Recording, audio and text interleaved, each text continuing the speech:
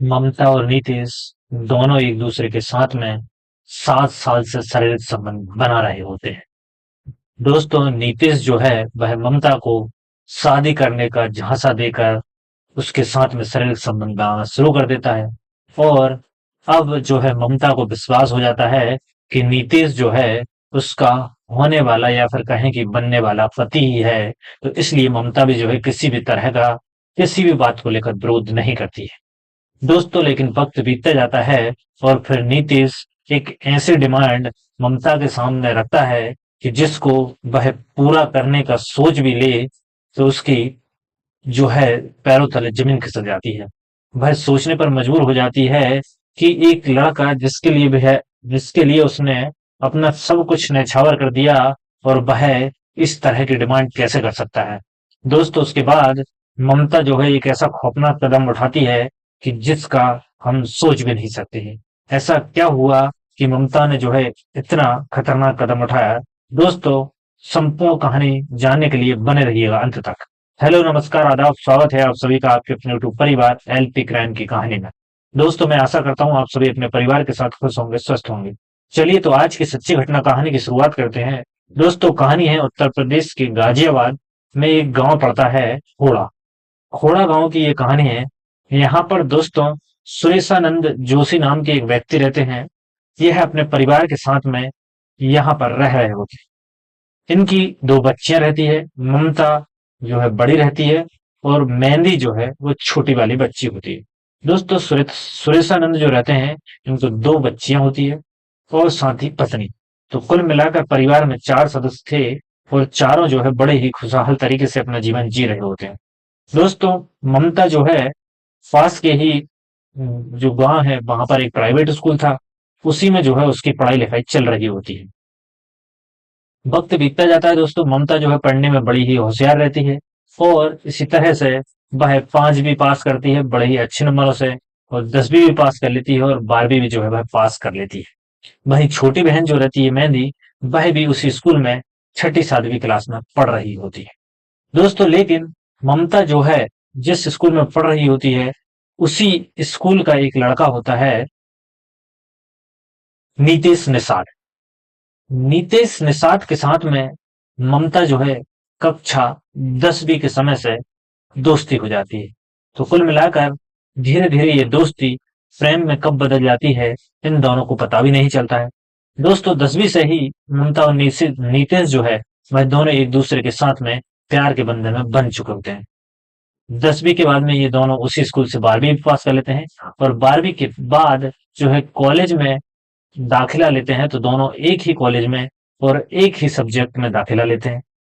दोस्तों, उसके बाद में दोनों पढ़ाई कर रहे होते हैं, साथ ही जो है एक दूसरे के साथ प्रेम संबंध और शारीरिक संबंध में बंधे हुए थे।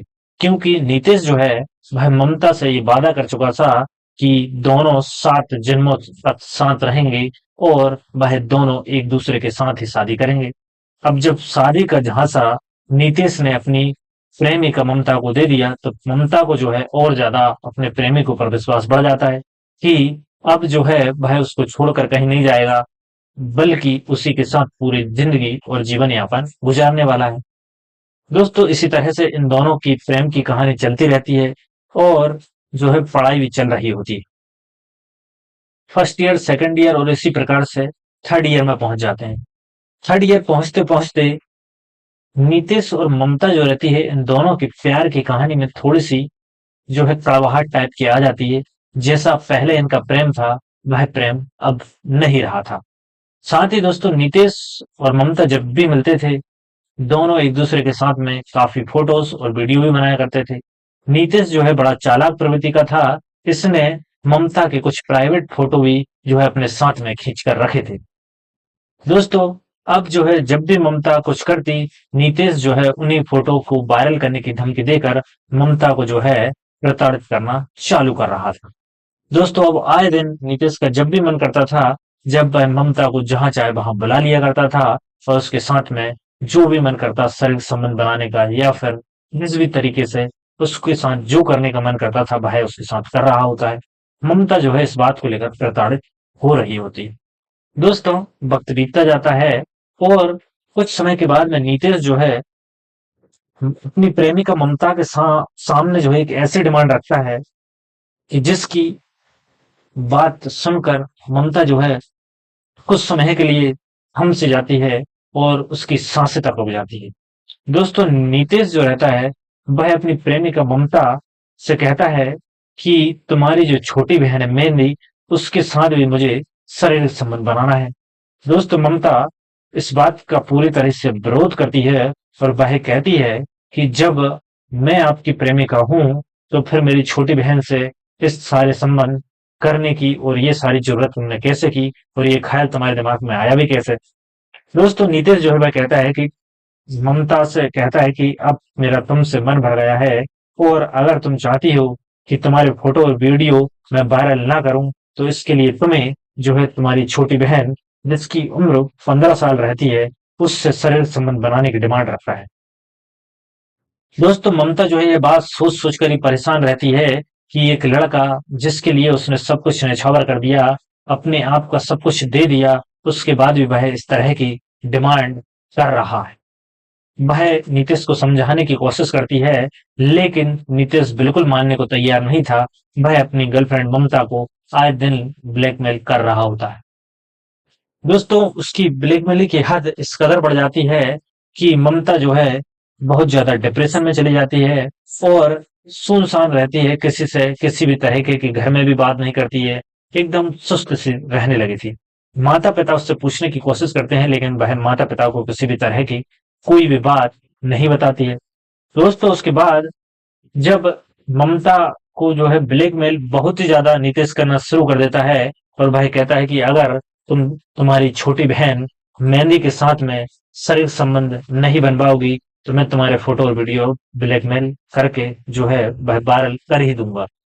ममता जो है इस बात से काफी ज्यादा डर जाती है और वह नीतीश के सामने गुहार लगाती है लेकिन नीतीश जो है वह मानने को तैयार नहीं था। उसकी बस एक ही डिमांड होती है कि तुम्हारी छोटी बहन के साथ भी मुझे संबंध बनाने हैं। दोस्तों ममता यह बात जो है सहन नहीं कर पाती है और 17 अगस्त 2024 को जो है वह फांसी लगाकर घर के अंदर अपने आप को खत्म कर लेती है।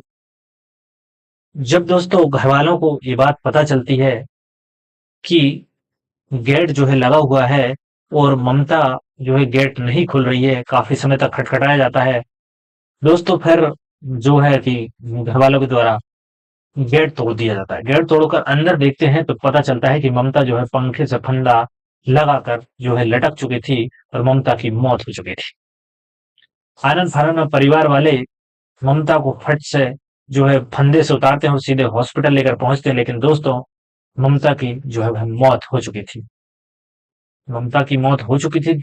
उसके बाद जो है यह खबर पुलिस के पास भी पहुंच गई थी। दोस्तों पुलिस के द्वारा शव को पोस्टमार्टम करवाया जाता है और पोस्टमार्टम की रिपोर्ट में जो है वह गले में फंदा लगाकर मौत जो है होना बताया जाता है। अब समस्या सबसे बड़ी पुलिस के सामने और परिवार वालों के सामने ये थी कि आखिर ममता ने किस वजह से सुसाइड किया है। दोस्तों ममता के जो है पिता सुरेशानंद के द्वारा उसका मोबाइल जो है वह चेक किया जाता है लेकिन उसमें लॉक लगा होता है जिसके कारण किसी भी तरीके की कोई जानकारी नहीं मिलती है। उसके बाद सुरेशानंद यह बात पुलिस को बताते हैं और पुलिस के द्वारा ममता के मोबाइल का जो है वह लॉक तोड़कर तमाम तरीके के उसके फोटो और वीडियो देखे जाते हैं। दोस्तों ममता जो है उसने अपने ही मोबाइल में एक वीडियो बनाया था जिसमें उसने स्पष्ट तरीके से मौत से पहले अपने बॉयफ्रेंड नीतीश को जो है इसका जिम्मेदार ठहराया और वह इस वीडियो में बताती है कि नीतीश जो है उसकी छोटी बहन के साथ में शारीरिक संबंध बनाने की डिमांड उसके साथ कर रहा था।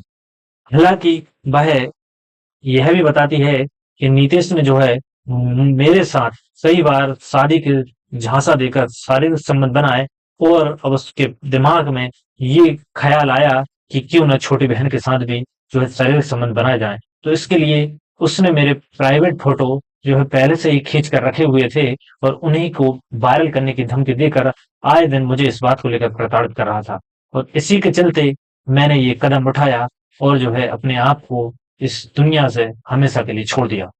दोस्तों जब ये वीडियो पुलिस वाले देखते हैं तो वह भी सोच में पड़ जाते हैं कि किस तरीके से इस बॉयफ्रेंड ने अपनी ही प्रेमिका को जो है मरने के लिए प्रताड़ित किया। मोबाइल जो है वह सारे राज खोल देता है। दोस्तों उसके बाद जो है नीतीश निषाद को पुलिस के द्वारा पकड़ा जाता है, उसकी लोकेशन ट्रेस की जाती है। संपूर्ण तरीके से जो है जाल में फंसाकर नीतीश को जो है पुलिस स्टेशन लाया जाता है। उससे जब पूछताछ की जाती है तो पहले तो भाई गुमराह करने की कोशिश करता है, लेकिन जब पुलिस के द्वारा सख्ती से पूछताछ की जाती है तो वह तुरंत अपना जुर्म कबूल कर लेता है और बताता है कि जो ममता है उसके साथ वह पिछले 6 सालों से शारीरिक संबंध में था, साथ ही रिलेशनशिप में था, और उसके दिमाग में एक शैतानी ख्याल आया कि क्यों ना ममता के उसके पास जो है फोटोज और वीडियो है, इसी के जरिए ब्लैकमेल कर उसकी छोटी बहन के साथ भी शारीरिक संबंध बनाया जाए। वह अपना सारा जुर्म कबूल करता है और पुलिस के द्वारा तमाम धाराओं के तहत एफआईआर दर्ज कर जो है नीतीश निषाद को जेल की सलाखों के पीछे भेज दिया जाता है।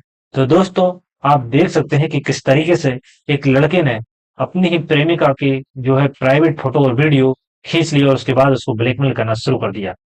तो आपकी क्या राय है इस कहानी के बारे में, वो आप हमें कमेंट बॉक्स में दे सकते हैं। साथ ही दोस्तों आप जो है इस तरह की क्राइम की घटनाओं से बचें और इस तरह के लड़कों से भी दूर रहें।